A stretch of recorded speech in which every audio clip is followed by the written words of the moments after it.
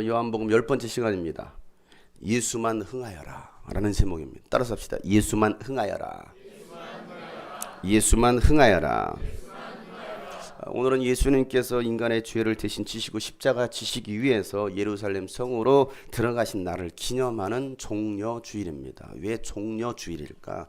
유대인들이 이스라엘 백성들이 종려나무 가지를 흔들었다라고 해서 종려주일입니다. 예수님께서 예루살렘 올리브산의 벳바게라는 마을에 들어서자 두 제자를 부르시고 이렇게 말씀하십니다. 야, 저 마을로 들어가면 한 번도 사람을 태워보지 않은 어린 나귀 새끼가 있을 것이다. 그 어린 나귀를 나에게로 데리고 와라 라고 예수님께서 말씀하십니다. 그리고 야, 나귀의 주인이 왜 나귀를 끌어가느냐라고 묻거든 이렇게 말하. 주께서 쓰시겠다 하라. 주께서 쓰시겠다 하라. 제자들은 예수님 말씀대로 마을에 들어갑니다. 들어가 보니까 거기에 어린 나귀 새끼가 묶여 있는 거야. 예수님 말씀대로 나귀를 풉니다. 그러면 주인이 나타나서 도대체 무슨 일이요? 왜 나의 나귀를 푸는 거요? 아, 주께서 쓰시겠다 하십니다. 그래요? 가져가시오. 그러면서 나귀 새끼를 데리고 옵니다. 예수님은 그 나귀를 타시고 예루살렘 성 안으로 들어가십니다. 예수님은 왕으로 오셨습니다. 왕으로 오셨어요. 그런데 세상 왕이 아니었어요. 하늘나라의 왕이십니다. 왕으로 오시는데 전쟁에 승리한 개선 장군처럼 마차를 타거나 수많은 군 호위병들의 호위를 받으면서 마차를 타고 들어가신 것도 아니고 또 화려한 백마를 타고 들어가신 것도 아니고 한 번도 사람을 태워보지 않은 어린 나귀를 타고 들어가셔요. 어린 나귀 새끼를. 왜? 성경을 이루시기 위해서, 구약에 예언된 그 말씀을 이루시기 위해서 어린 나귀를 타고서 예수님은 들어가십니다. 그때 사람들은 종려나무 가지를 막 흔들면서 찬양을 합니다. 마태복음 21장 9절에 보면 그리고 앞에 서서 가는 무리와 뒤따라오는 무리가 외쳤다. 수많은 무리들이 이렇게 외칩니다. 뭐라고 외칩니까? 시작. 호산나 다윗의 자손께 복되시다. 주님의 이름으로 오시는 분 더없이 높은 곳에서 호산나. 그렇습니다. 호세나 호세나. 오셔서 우리를 구원하십시오. 다윗의 자손이시여. 라고서 그들이 막 찬양을 합니다. 여러분 아까 찬양했죠. 호산나 호산나 호산나 호산나. 오셔서 우리를 구원하십시오. 오셔서 우리를 회복하여 주십시오. 라고 그들이 막 종려나무가지를 흔들면서 찬양합니다. 그 군중들의 함성과 찬양 소리를 들었던 많은 사람들이 묻습니다. 뭐라고 묻느냐? 도대체 저분이 누구요? 라고 묻는 거예요.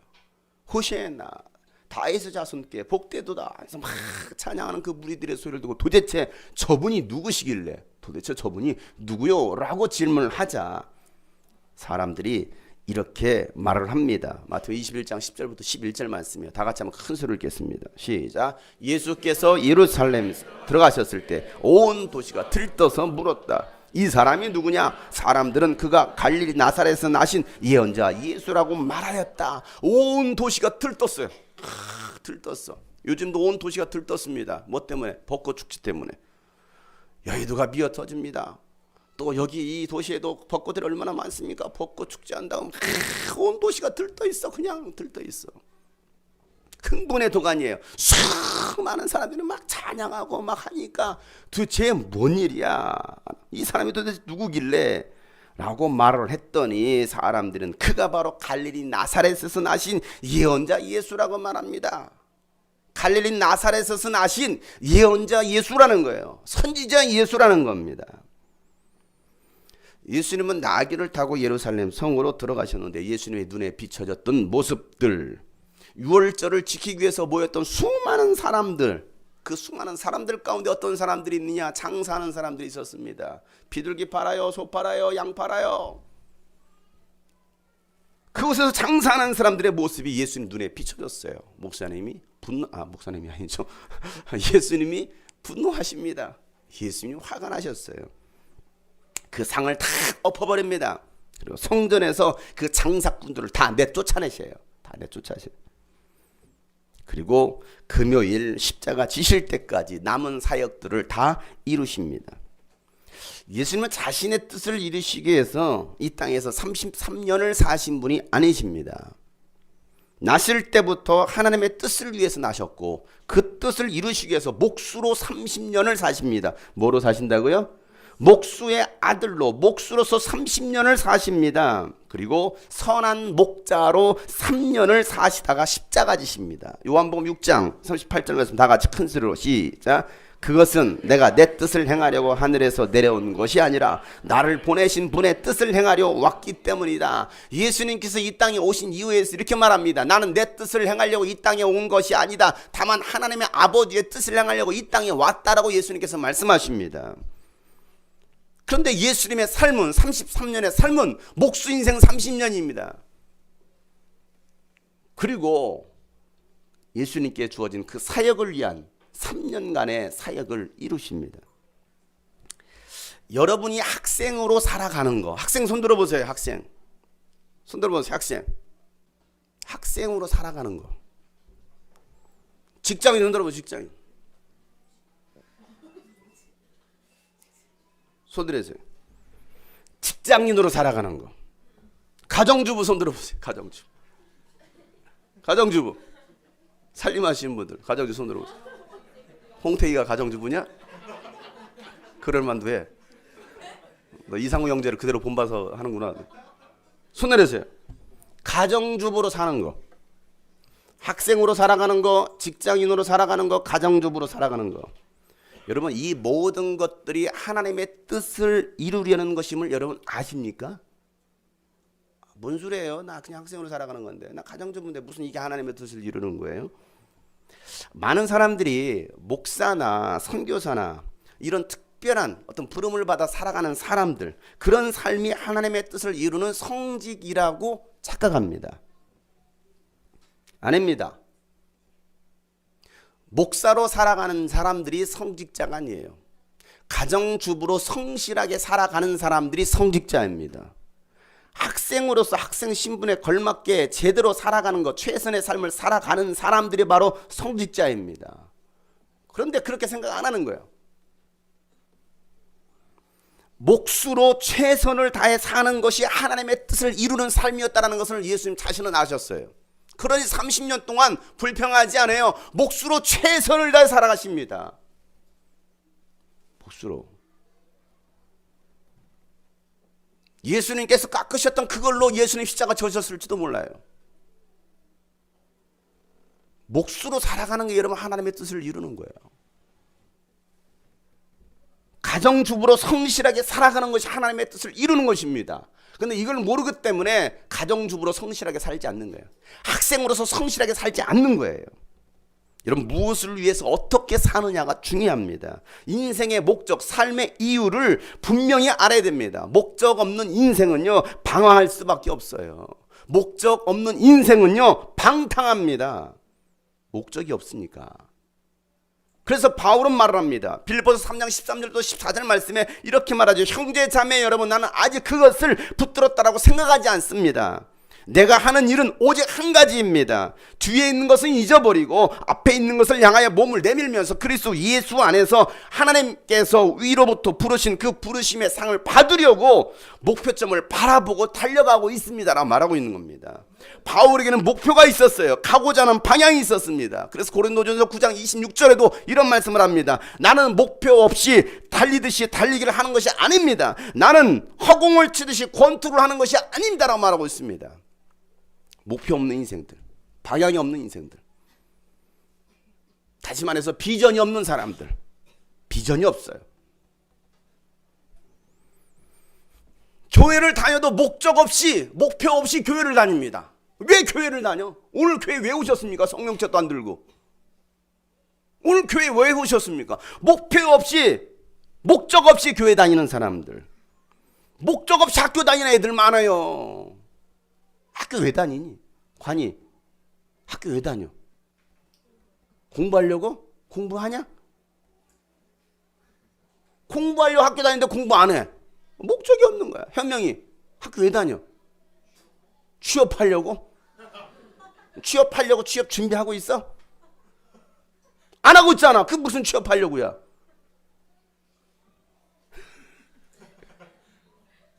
왜 다녀? 어? 그냥 고등학생 됐으니까? 아, 중학생이냐? 고등학생이지? 그냥 중학교 졸업했으니까 어쩔 수 없이 고등학교 올라가야 되니까? 그래서 학교 다니는 거야? 또 뒤에 넌지 어떻게 알았어? 학교 왜 다녀? 고3인데. 고3이니까 학교 왜 다녀? 취업하려고? 학교 왜 다니냐고. 학생들 많아요. 학교 왜 다닙니까? 직장은 왜 다닙니까? 돈은 왜 법니까? 목적 없는 인생들 너무나 많습니다. 목적 없이 사는 사람들. 그러니까 돈을 벌어도 벌기는 벌어. 돈을 벌기는 벌어. 하나님 뜻에 맞춰져 있지 않으니까 그 돈 가지고 뭐 합니까? 말 사주는 데 쓰는 거예요. 돈 벌어서.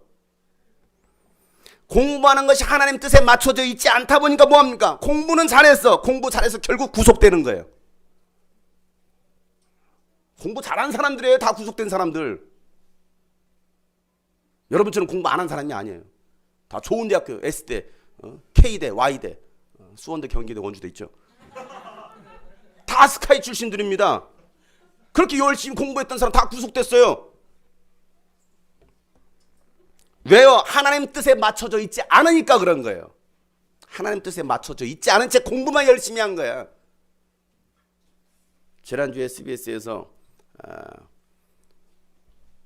공부한 학생들 뭐 수능 성적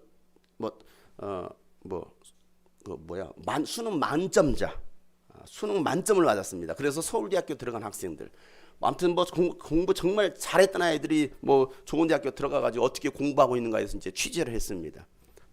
대학교 2학년이 됐어. 수능 만점자입니다. 서울대학교 들어갔습니다. 2학년입니다. 당신은 왜 이 서울대학교들을 어떻게 공부하십니까? 꿈은 뭡니까? 했더니 없는데요. 내가 왜 공부하는지를 모르겠다고. 그래서 휴학을 합니다. 자퇴를 합니다. 아니 그렇게 공부 열심히 잘했던, 그냥 공부하라고 해서 목표가 수능이었으니까, 목표가 대학교였으니까, 대학교는 갔는데 막상 하니까 가서도 또 뭐 하느냐? 또 듣고 필기하고 메모. 그거 배웠잖아요. 어려서부터. 듣고 메모하고 시험 보고. 이게 전부잖아. 그 결국은 대이병에 걸렸대. 대이병. 중2병이 아니 대이병. 왜? 대학교 2학년 가면 뭘 해야 될지 모르는 거야. 예수님은 하나님의 뜻을 위해서 십자가의 길을 걸어가십니다. 십자가 지시 전날 밤 겟셋마네 동산에서 기도하실 때도 뭐라고 기도하십니까? 아버지여, 하실 수만 있거든 이 잔을 내게서 옮기시옵소서. 이 잔이 십자가를 지는 잔입니다. 그 고통의 잔입니다. 하실 수만 있거든 이 잔을 내게서 옮기시옵소서. 그러나 나의 원대로, 내 뜻대로 마옵시고 아버지의 뜻대로 되기를 원합니다라고 예수님께서 기도하셔요. 기도하시면서도 육신의 생각은 십자가를 피하고 싶은 거예요. 여기 십자가 지고 싶은 사람 있어요? 자진해서? 오늘 한번 십자가 한번 틀 한번 짜볼까요? 십자가 질 사람이 누가 있겠느냐고요. 채찍에 맞을 사람이 누가 있겠습니까? 창에 찔릴 사람이 누가 있습니까? 스스로. 그러니까 육신의 생각은 십자가를 피하고 싶지만 하나님의 뜻이 무엇입니까? 십자가 지는 거예요. 그러니 하나님의 뜻대로 하실 수만 있으면 이 십자가를 좀 피하게 하시되, 그러나 내 원대로, 내가 원하는 대로 하지 마옵시고 아버지의 뜻대로 되기를 원합니다. 그러면서 십자가 질 수 있는 능력을 달라고 기도하시는 예수님. 그리고 그 예수님은 십자가를 지시고 가시는 거예요. 우리는 그렇게 갈 수 있겠느냐는 거예요. 우리는 그 길을 갈 수 있겠느냐는 거예요. 잊을 수 없네 하나님의 사랑, 날 살리시려고 주신 생명, 내 십자가 지고 오르신 갈보리 날 향한 사랑 때문에, 우리 때문에 생명 주셨고, 우리 때문에 고통 당하셨네, 우리 때문에 갈보리 오르셨네,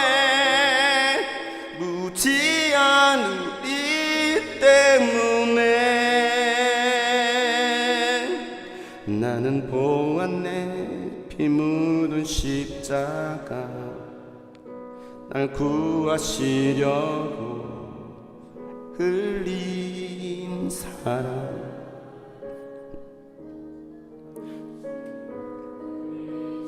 용서의 눈 날 향한 사랑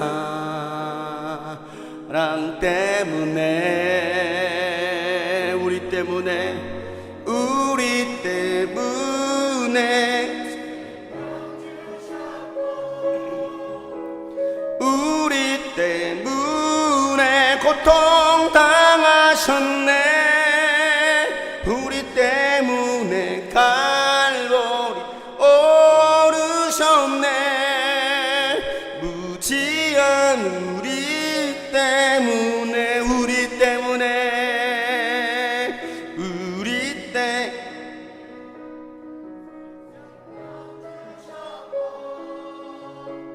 우리 때문에 고통 당하셨네 우리 때문에 갈보리 무지한 우리 때문에 여러분 예수님께서 십자가 지신 것은 다른 사람이 아니라 바로 저와 여러분을 위해서 우리 때문에 예수님 십자가를 지시고 그 길을 가셨다는 사실을 우리는 기억해야 됩니다. 하나님의 뜻대로 산다는 것은 쉬운 일이 아닙니다. 우리는 기도합니다. 하나님 뜻대로 살게 해주세요. 하나님 뜻대로 살게 해주세요. 기도는 참 잘합니다. 그런데 정작 그 하나님의 뜻대로 살아가는 것이 쉽지 않아요. 또 그렇게 살아가는 사람들도 그렇게 많지 않습니다. 그럼에도 구원받은 하나님의 자녀라고 한다면 반드시 살아가야 하는 삶이 바로 하나님의 뜻대로예요. 하나님의 뜻대로. 갈라디아서 1장 10절에 바울은 이렇게 고백하죠. 내가 지금 사람들을 좋게 하랴. 내가 지금 사람들의 마음을 기쁘게 하려고 하고 있느냐? 아니면 하나님의 마음을 기쁘게 해드리려고 하고 있느냐? 사람의 환심을 사려고 하고 있다고 한다면 내가 아직도 그 사람의 환심을 사려고 하고 있다고 한다면 나는 그리스도의 종이 아니다라고 바울은 고백합니다. 여러분은 누구를 기쁘게 하면서 살아가고 있습니까? 부모를 기쁘게 하면서 살아가고 있나요? 그냥 부모에게만 맞춰져 있는 오로지 자녀들, 부모에게만 맞춰져 있는 사람, 아니면 사랑하는 아내, 사랑하는 남편을 위해서, 아니면 아끼는 그 자녀들을 위해서 여러분은 누구의 종이 되어 있습니까? 침례 요한은 삶의 이유와 목적을 안 선지자였습니다. 내가 누구인지를 아는 것은요 참 중요한 거예요. 자신의 정체성을 모르면 대통령이 되었어도 꼭두가시 놀이 하는 거예요. 목사가 되었어도 사람들 눈치나 보고 비유나 맞추고 하나님의 말씀을 바로 전하지 못하는 사람이 되는 거예요. 내가 누구냐 이거예요. 침례 요한이 이 땅에 태어난 이유 뭡니까? 그가 왜 태어났습니까? 침례 요한이 이 땅에 태어난 이유가 뭐냐 이거예요. 당신은 사랑받기 위해 태어난 사람. 당신은 사랑받기 위해 태어난 사람. 얼마나 많이 듣고 많이 불려지는 노래입니까? 침례 요한은 사랑받기 위해서 태어난 사람이 아니었어요. 주님 오실 길을 예비하면서 회개를 선포하다가 사람들에게 미움받고 결국에는 순교당하기 위해서 태어난 사람이 침례 요한입니다. 여러분 왜 태어났습니까? 사랑받기 위해 태어났습니까? 사랑받기 위해서. 당신은 사랑받기 위해 태어난 사람. 아니면 사랑하다가 순교하기 위해서 태어나셨습니까? 좀 가사를 좀 바꿔야 돼요. 당신은 사랑하기 위해 태어난 사람. 이렇게 불러야 되는데 너무 사랑받기 위해 태어났다는 것이 세뇌를 당했어요. 거기에 세뇌당했어요. 그러다 보니까 맨날 사랑해달래요. 사랑해달래. 어린아이들처럼 맨날 사랑해달라고 합니다. 자기만 사랑해달라는 것입니다. 자기만 봐달라는 거예요. 다른 사람들에게 눈길 돌리면, 다른 사람 더 사랑하면 그게 미운 거야. 시기가 나는 거예요. 질투가 되는 거예요. 나 좀 봐달래요. 나 좀 사랑해달래요. 받을 줄만 알지 사랑할 줄은 모릅니다. 받는 것보다 더 많이 사랑해야 되는데 사랑해달래. 성숙한 어른은 사랑하다가 자기 몸을 통째로 주는 것이 바로 성숙한 사람이에요. 가시고기처럼 모조리 주는 사람. 주면서도 기억하지 않아요. 주면서도 바라지 않는 사람. 예수님도 자기 사람들을 사랑하시되 끝까지 사랑하시면서 모든 것을 주셨습니다. 그 사랑을 제대로 받은 사람은 받은 만큼 주는 거예요. 우리가 하나님의 사랑을, 예수님의 사랑을 너무나 어설프게 받아요. 어설프게 받다 보니까 자꾸 부족한 거야. 뭐가 부족해요? 사랑을 받아야 되는데 나도 이렇게 했는데 왜 이렇게 안 해주지? 내가 저 사람들이 이렇게 했는데 왜 나한테 이렇게 안 해주지? 자꾸 받으려고 하고 있습니다.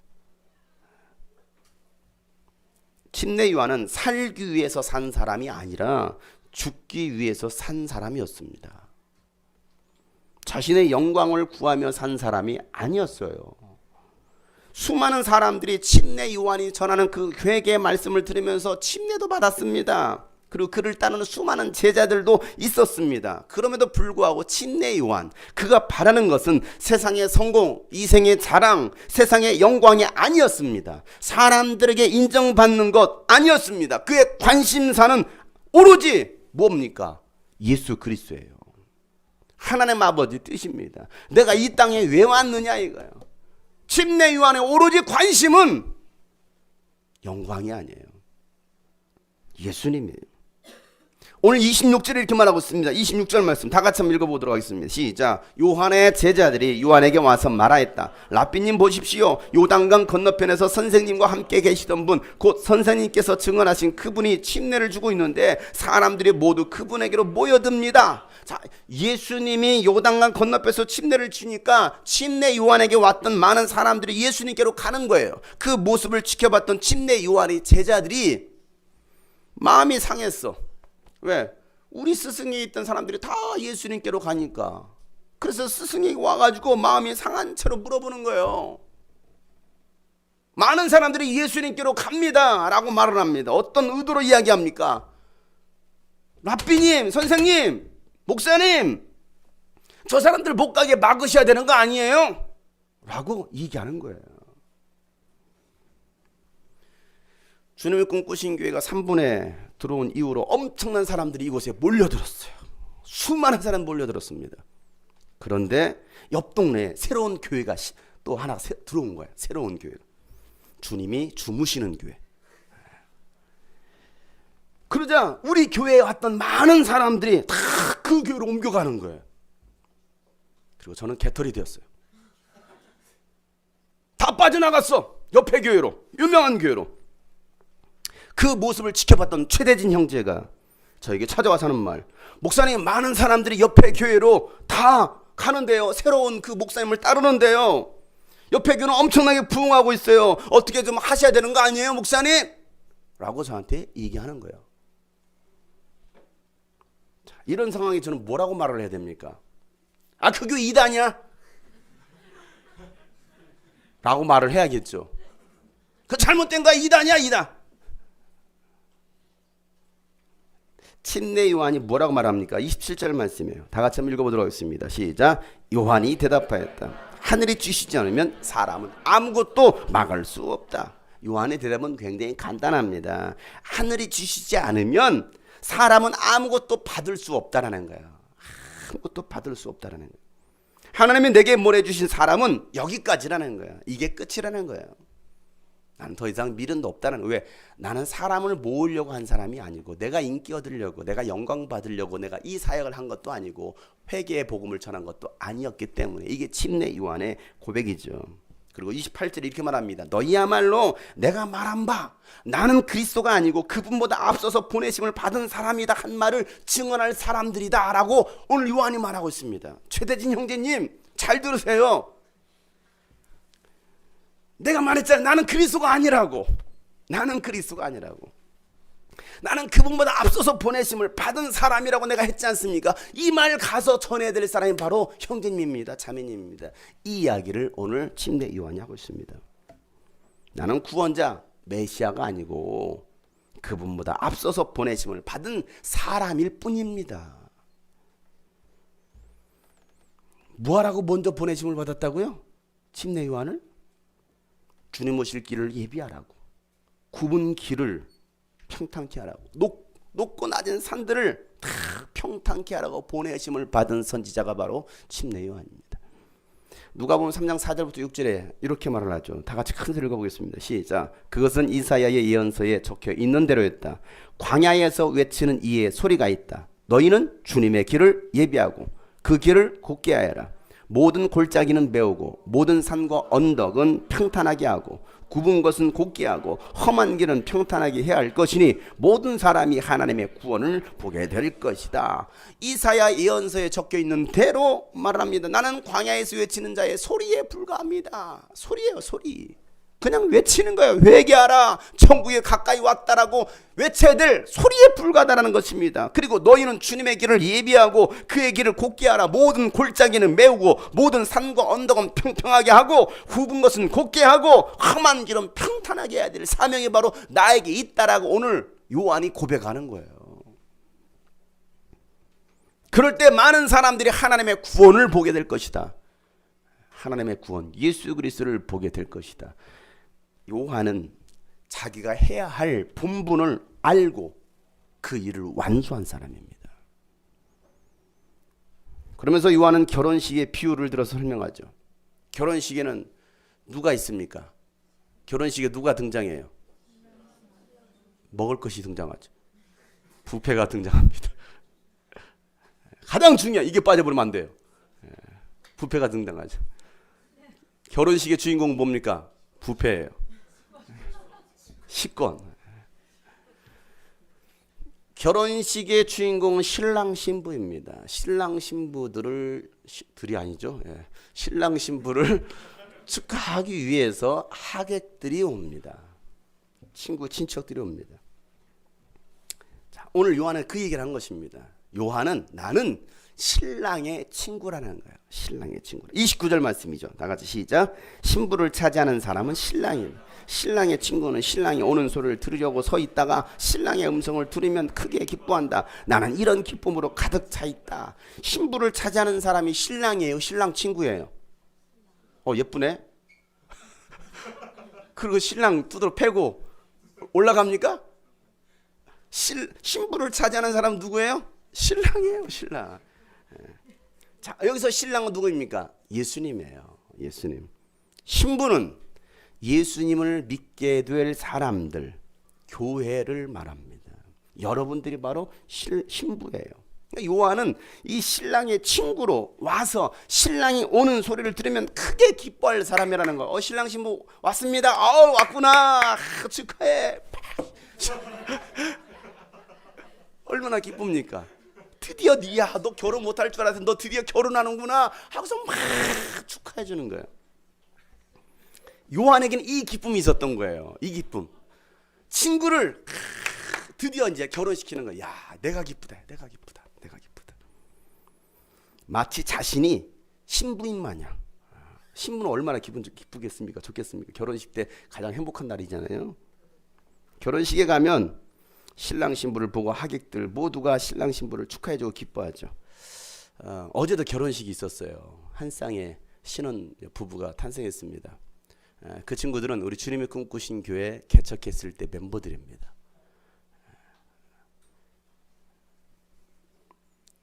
형제 자매가 다 우리 교회 개척교회 멤버들이에요. 몇 년 같이 이 교회에서 같이 신앙생활하다가 이제 삶을 찾아서 떠난 형제 자매들입니다. 저는 이제 교회 일 때문에 갈 수가 없었어요. 11시 결혼식이어가지고 갈 수가 없었습니다. 몇몇 성도들이 다녀왔습니다. 그 결혼식 분위기가 어땠을까요? 그 결혼식 1번 우울했다, 2번 짜증났다, 3번 굉장히 기뻤다. 뭐였을까요? 4번 엎어버리고 싶었다. 물론 이런 사람도 있었을 거야. 이랬었을 거야. 4번도 해당되는 사람이 있습니다. 그 신랑이 누구냐면 우리 희몽택 형제 친구예요. 희몽택 형제. 그 친구가 이 친구를 전도했어요. 이 교회로 데려가서 이 친구만 남았습니다. 그 친구는 보내버렸어요. 여기 너 나가 하고 쫓아내버렸습니다. 자, 이몽택 형제가 어제 갔죠? 갔습니다. 그냥 부러운 눈길로. 이몽택 형제가 그 친구인 그 신랑을 보면서 신부가 너무 예쁜 거야.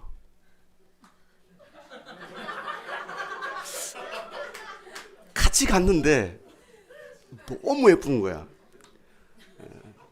우리 수인자매가 저한테 사진을 찍어서 보내왔습니다. 목사님, 신부가 너무 예뻐요. 사진을 찍어 보냈어요. 봤더니 완전히 여왕이야. 왕관을 썼더라고요. 나는 결혼식에서 왕관 쓴 사진 정말 왕관을 썼어요. 내가 봐도 와 진짜 왕자 공주네. 평상시 공주 대접 받더니 진짜 왕비가 돼가지고 결혼을 하는구나라는 생각을 했어요. 근데 이몽태 형제가 보니까 신부를 보니까 너무 예뻐. 그래서 신랑을 내쫓고 자기가 그 자리에 올라가서 결혼식을 하는 겁니다. 이럴 수 있어요? 있길 바라죠.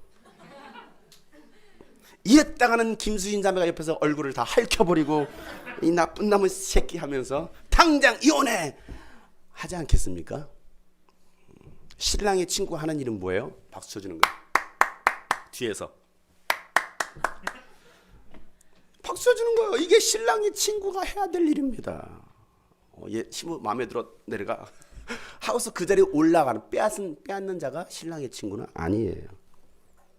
오늘 침례 요한이 그걸 지금 비유로 설명하고 있는 거예요. 내가 주인공이 아니라는 거예요. 신랑이 주인공이죠. 오히려 나는 기쁘다라는 거예요. 신랑만큼이나 신부만큼이나 나는 정말 기쁘다라는 겁니다. 침례 요한의 기쁨은 예수님을 소개해 주는 것만으로도 기뻐했습니다.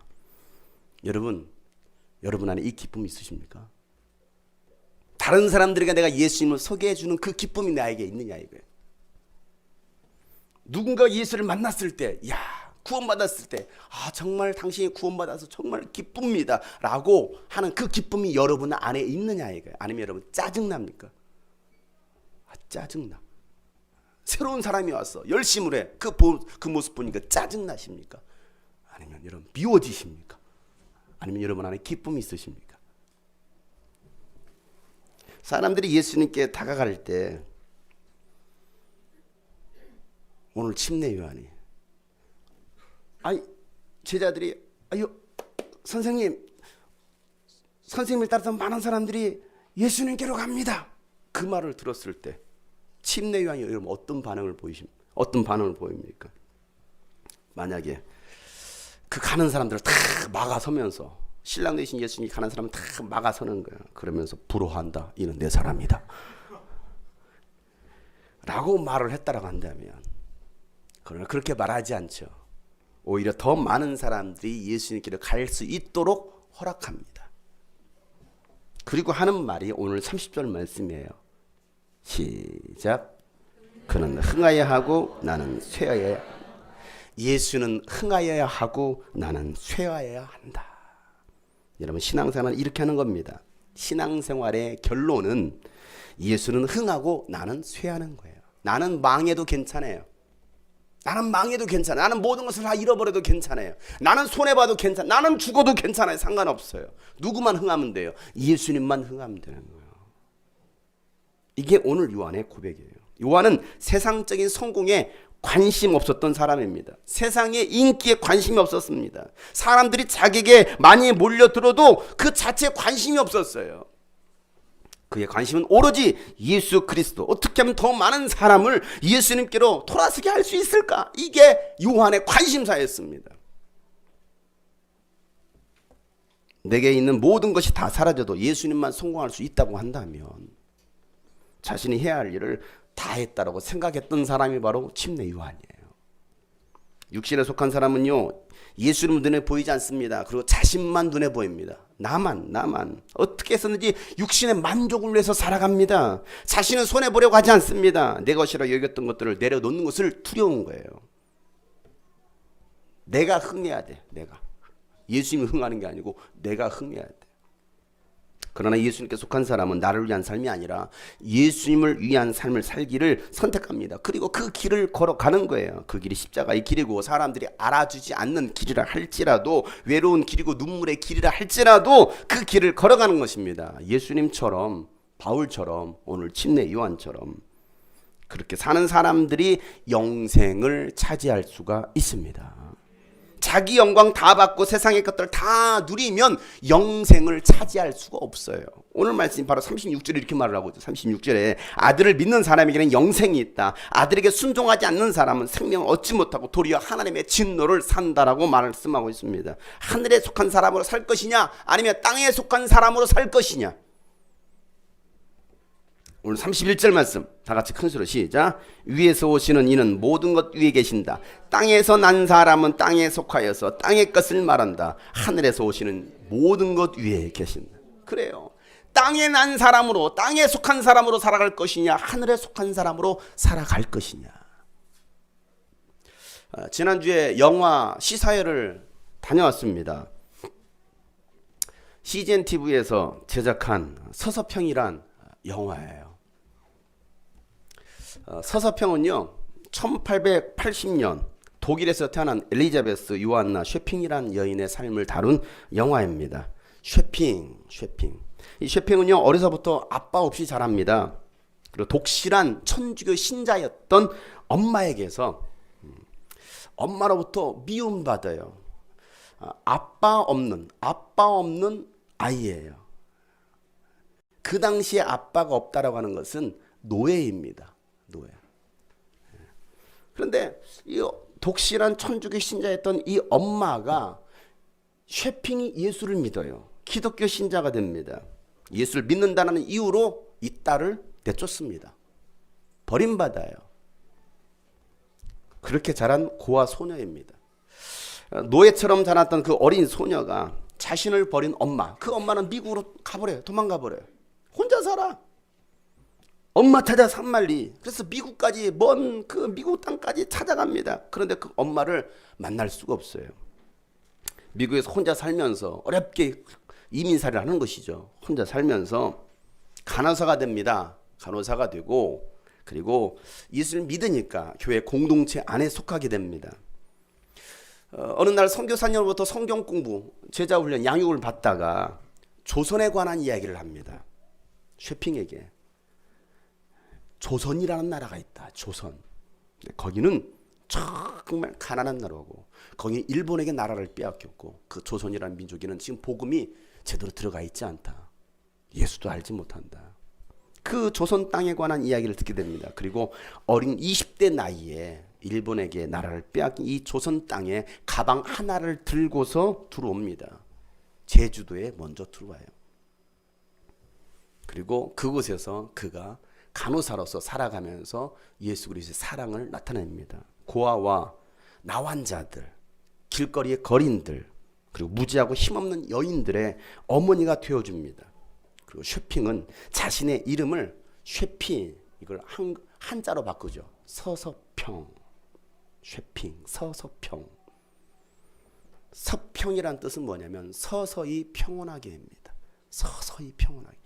조용하지만 그 안에 평온하게, 평안함이 있는, 나는 그렇게 조용하게 살아가기를 바란다는 이름으로 서서평이라는 이름을 짓습니다. 22년 동안 조선 땅에 삽니다.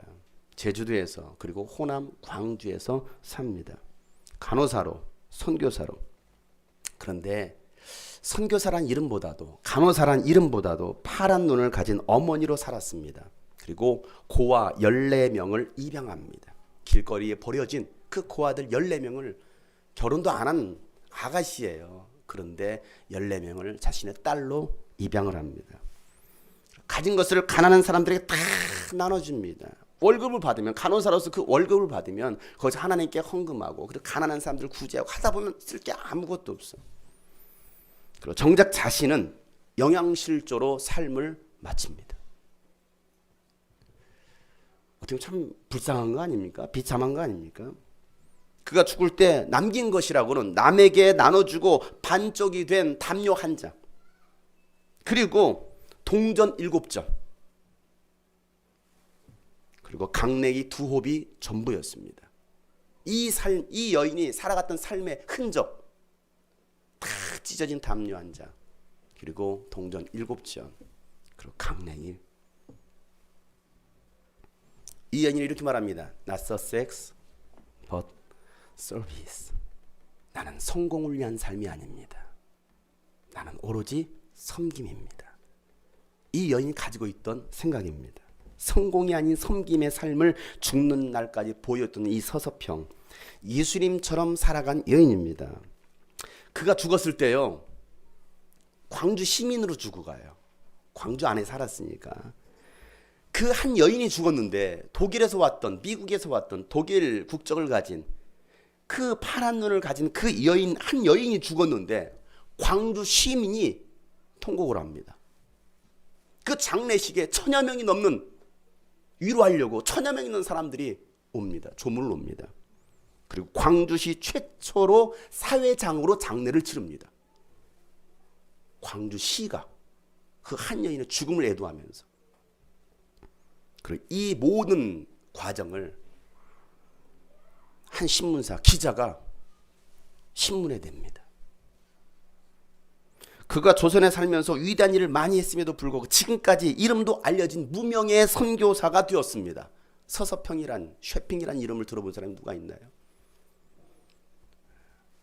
많은 선교사들의 이름 많이 알려졌습니다. 그런데 이 서서평이라는 이름은 알려지지 않았어요. 서서평은 아무것도 남기지 않았어요. 근데 저는 남기고 싶어서 서서평 역을 맡은 이 안나 자매와 사진 한 장을 찍었습니다.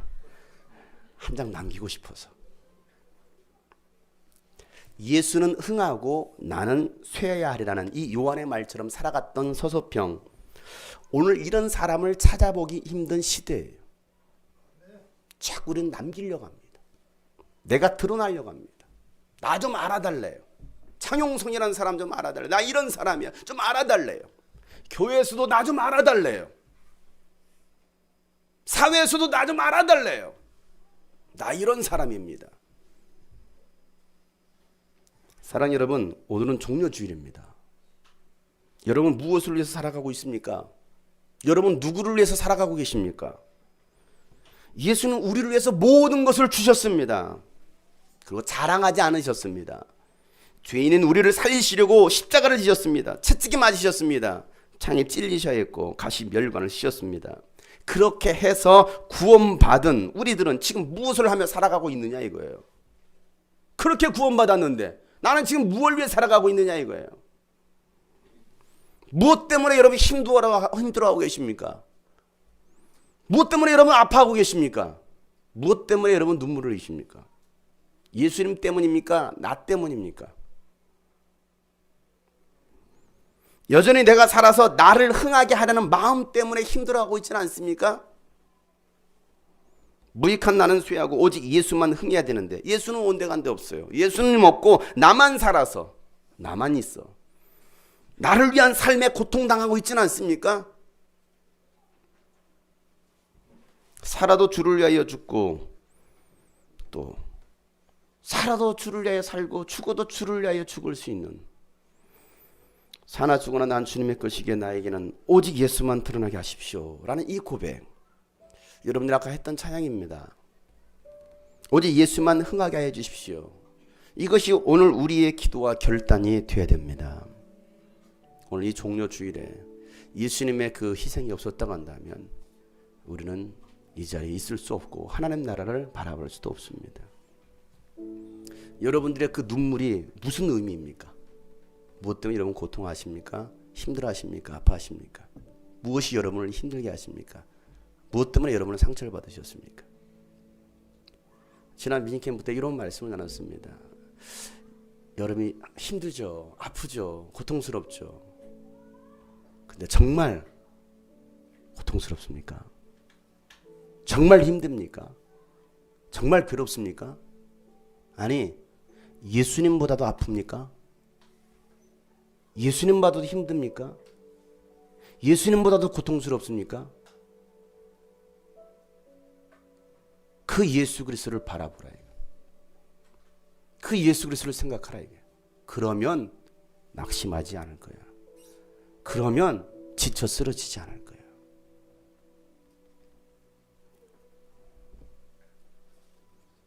죄인인 우리를 살리시려 이 땅에 오시고 고통당하신 예수 그리스도.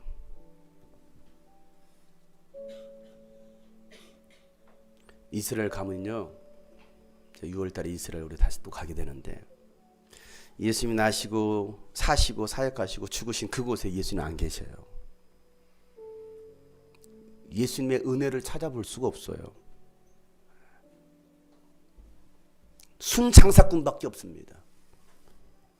잘 지어진 화려한 건물밖에 없습니다. 거기는 예수님이 계시지 않아요.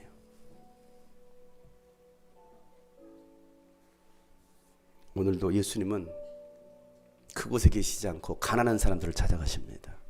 병든 사람을 찾아가십니다. 아픈 사람들을 찾아가십니다. 죄인들을 찾아가십니다. 그들을 위로하시고 용서하시고 구원하십니다. 오늘도 그 예수님께서 우리를 찾아오십니다. 오늘 이렇게 고백했으면 좋겠습니다. 예수만 흥하고 나는 쇠하야 하리라. 나는 망해도 괜찮습니다.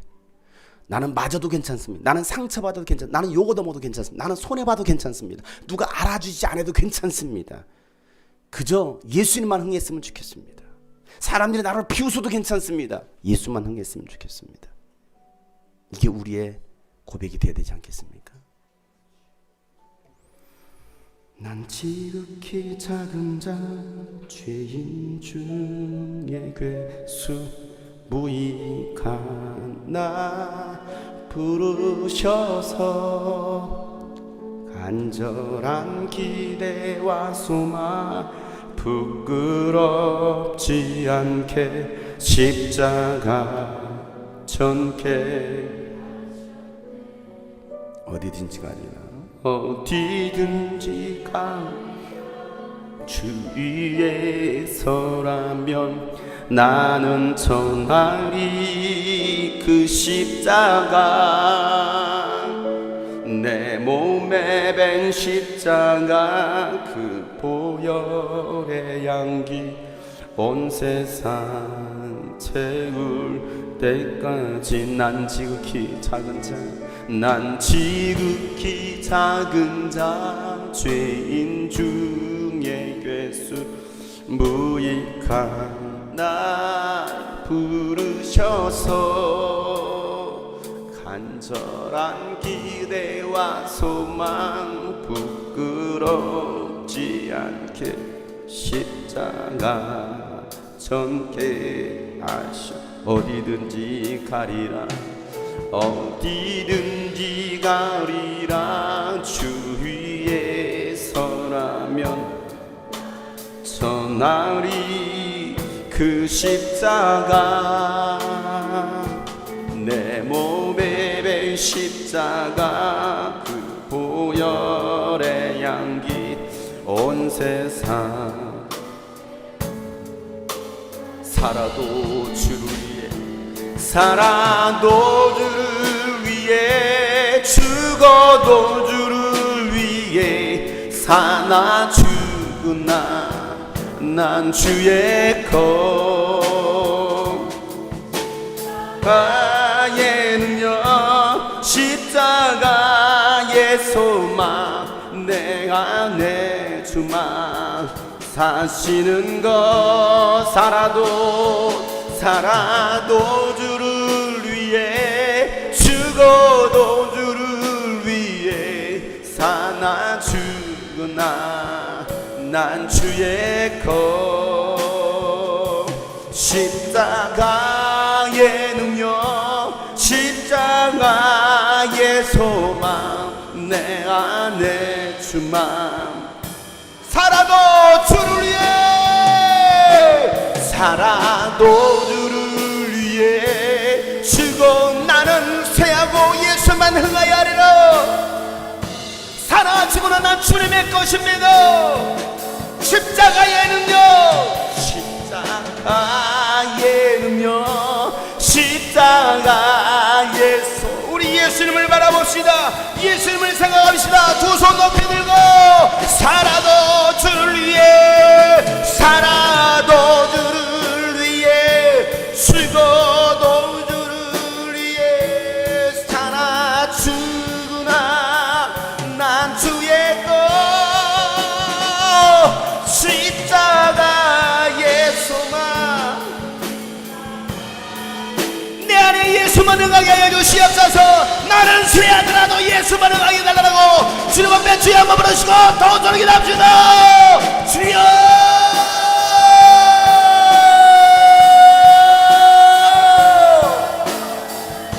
하나님 아버지여, 예수만 응하게 하여 주시옵소서. 나는 쇠하고 예수만 응하게 하여 주시옵소서. 주여, 살아도 주를 위해, 죽어도 주를 위해, 사나 주, 난 주의 것. 십자가의 능력, 십자가의 소망, 예수 내 안에 주만 살게 하여 주시옵소서. 살아도 주를 위해, 살아도 주를 위해, 죽어도 주를 위해, 주나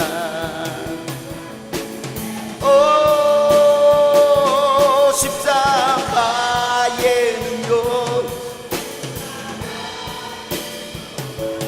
내가 내 주만 사시는 건 나는 이제 알았네. 나는 이제 주의 사랑 알았네. 없으신 그 사랑, 그 사랑이 나를 용서하셨네. 아버지,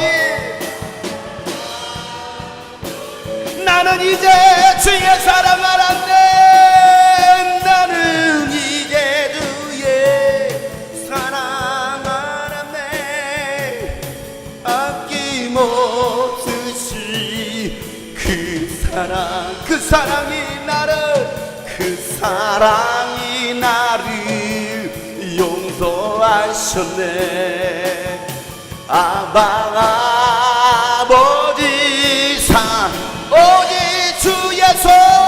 오직 주 예수만을 사랑하리라. 이제 영원토록 주 예수 따른 나의 평생에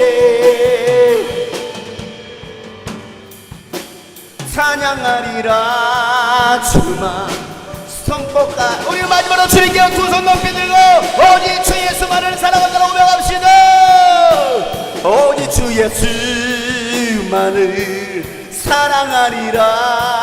이제 주 예수 따른 나의 평생에 찬양하리라. 선포하리라. 예, 선포하리라. 예수 선포하리라. 예수 그리스도 나는 쇠하고 예수만 흥하여 하리라.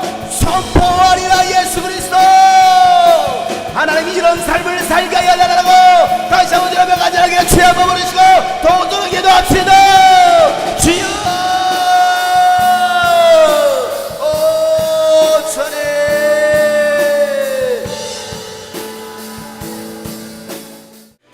그들이 먹고 있을 때 예수께서 빵을 들어서 축복하신 다음에 떼어서 제자들에게 주시고 말씀하셨다. 받아서 먹어라. 이것은 내 몸이다.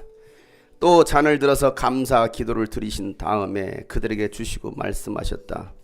모두 돌려가며 이 잔을 마셔라. 이것은 죄를 사하여 주려고 많은 사람을 위하여 흘리는 나의 피 곧 언약의 피다. 내가 너에게 말한다. 이제부터 내가 나의 아버지의 나라에서 너희와 함께 새 것을 마실 그날까지 나는 포도나무 열매로 빚은 것을 절대로 마시지 않을 것이다. 오늘 예수님께서는 제자들에게 예수님의 살과 피를 기념하는, 기억하라고 성찬 예식을 명하십니다. 우리는 그 예수님의 그 명령 따라서 오늘 성찬 예식을 행하게 될 것입니다. 이 시간 함께 빵을 나누고 이 포도즙을 나눌 때 예수님 나를 위하여 채찍에 맞으시고 나를 위하여 피 흘리신 그 예수 그리스도를 좀 기억하는 시간이 되었으면 좋겠습니다. 빵을 씹으시면서 여러분 잘근장을 씹으세요. 나 때문에 찢으신 예수님의 살입니다. 포도즙을 마시면서 나 때문에 흘리신 예수 그리스도의 피를 좀 기억하세요. 그리고 여러분 회개할 것은 회개하시고 지난 것은 다 털어버리고 다시 새롭게 시작하면 되는 겁니다. 그리고 오늘 이 말씀처럼 나는 쇠하고 예수만 흥하여 하리라, 이 고백이 우리 가운데 다시 이 성찬 예식을 통해서 살아나기를 소망합니다. 하나님, 오늘 우리가 이 성찬 예식을 통해서 다시 한번 잃어버린 그 주님의 사랑을, 주님의 은혜를, 주님의 말씀을 기억하고 회복되는 시간 되게 하여 주시옵소서. 우리의 죄를 먹고 마시지 않게 하시고 주님의 볼로 청결케 됨으로 거룩함으로 이 성찬 예식에 참여하게 하여 주시옵소서. 예수 그리스도의 이름으로 기도하옵나이다. 아멘.